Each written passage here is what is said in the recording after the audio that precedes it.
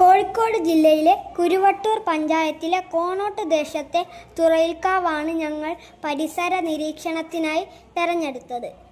1500 വർഷങ്ങളോളം പഴക്കമുള്ള കാവാണിത്. 10 ഏക്കറോളം വിസ്തൃതി ഇതിനുണ്ട്. കാവിൻ്റെ ഉള്ളിലേക്ക് കടക്കുമ്പോൾ പാലിക്കേണ്ട നിർദ്ദേശങ്ങൾ ഇവിടെ എഴുതി വച്ചിട്ടുണ്ട്. ഞങ്ങളെ വരവേറ്റത് ഇവിടെയുള്ള കുരങ്ങന്മാരാണ്.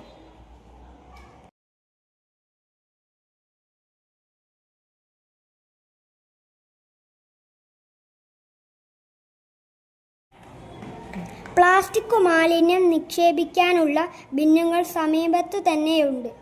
ഇരുമ്പകം എന്ന വലിയ മരമാണ് ഞങ്ങൾ ആദ്യം കണ്ടത്. കാവിന് സമീപത്തെത്തിയപ്പോൾ നല്ല തണുപ്പ് അനുഭവപ്പെട്ടു. കോളി എന്ന ഒരു പരാത സസ്യത്തെ കണ്ടു. അതിനുള്ളിൽ ഇരുമ്പകം എന്ന മരം ഉണ്ടായിരുന്നെന്നും അത് നശിച്ചു പോയെന്നും മനസ്സിലാക്കാനായി.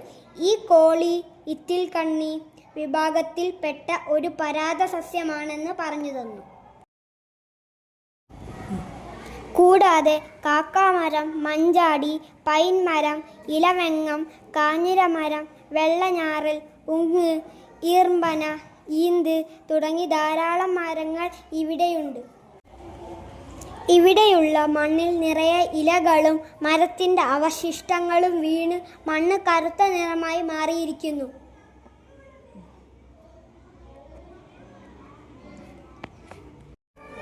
മരങ്ങളിൽ ധാരാളം വള്ളികൾ തൂങ്ങിക്കിടക്കുന്നതായി കണ്ടു.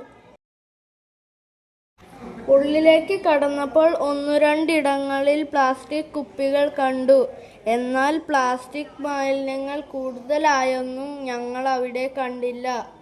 വലിയൊരു പന അവിടെ കണ്ടു. അവിടെയുള്ള മരങ്ങളിൽ അധികവും പക്ഷികൾ വഴി ഉണ്ടായതാണെന്നു ഞങ്ങൾക്ക് പറഞ്ഞു തന്നു. ഏറ്റവും കൂടുതലായി കണ്ട മരം പൈൻ മരങ്ങളാണ്. നന്നായി വണ്ണം വയ്ക്കുന്ന മരങ്ങളാണിവ. ഇതിൻ്റെ കരയിൽ നിന്നാണ് കുന്തിരിക്കം ഉണ്ടാക്കുന്നതെന്ന് പറഞ്ഞു തന്നു. ഏറ്റവും പ്രായം ചെന്ന പൈൻമരം ഞങ്ങൾ അവിടെ കണ്ടു. ഞങ്ങൾ കൈകോർത്തു പിടിച്ചിട്ടും മരത്തെ മുഴുവനായി പിടിക്കാൻ കഴിഞ്ഞില്ല.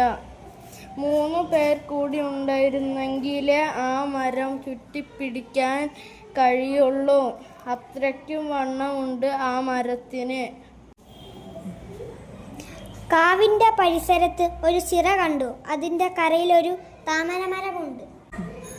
മരത്തിൻ്റെ പൂവ് താമരപ്പൂ കോർത്തതുപോലെ ഉള്ളതിനാലാണ് ഇതിന് താമരമരമെന്ന പേര് വന്നത്. ജനുവരി മാസത്തിലാണ് പൂ വിരിയാറ്.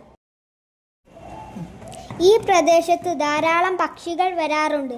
ചില സമയത്ത് വേഴാമ്പലിനെ കാണാറുണ്ടെന്ന് പറഞ്ഞു. പക്ഷികളെ കാണണമെങ്കിൽ പുലർച്ചെയോ വൈകുന്നേരമോ വരണം.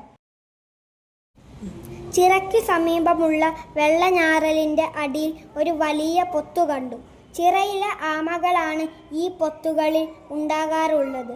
അവ മുട്ടയിടാറാവുമ്പോൾ പൊത്തിലെത്തുന്നു. ഈ പരിസരത്ത് പൊടിയീച്ചകൾ കൂട്ടമായി പറക്കുന്നു. ഈർപ്പമുള്ളതിനാലാണ് ഇത്തരം ഈച്ചകളെ കാണുന്നത്. അതുകൊണ്ടു തന്നെ മഴക്കാലത്ത് ആർക്കും തന്നെ ഇങ്ങോട്ട് പ്രവേശിക്കാൻ സാധിക്കില്ല. പഴങ്ങളില്ലാത്ത മരങ്ങളാണ് കാവിൽ കൂടുതലുള്ളത്. ചിതൽപുറ്റ് കണ്ടു.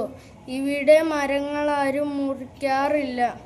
പ്രായമാകുമ്പോൾ അവിടെ തന്നെ വീണ് നശിക്കാറാണ് പതിവ്.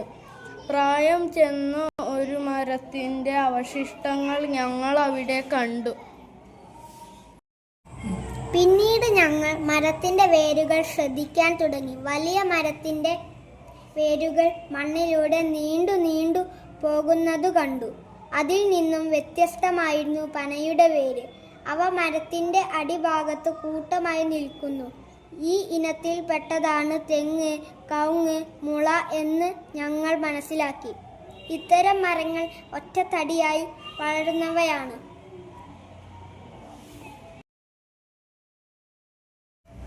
ആയുർവേദത്തിൽ പറയുന്ന വിഷചികിത്സയ്ക്കുള്ള മരങ്ങളും സർപ്പഗന്ധി, എരുക്ക്, വാദംകൊല്ലി തുടങ്ങിയ ഔഷധ സസ്യങ്ങളും ഇവിടെയുണ്ട്.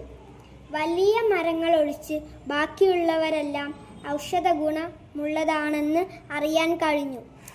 കാവിനുള്ളിലൂടെ നടന്നപ്പോൾ ഉച്ച സമയത്തും സന്ധ്യതുപോലെ തോന്നി.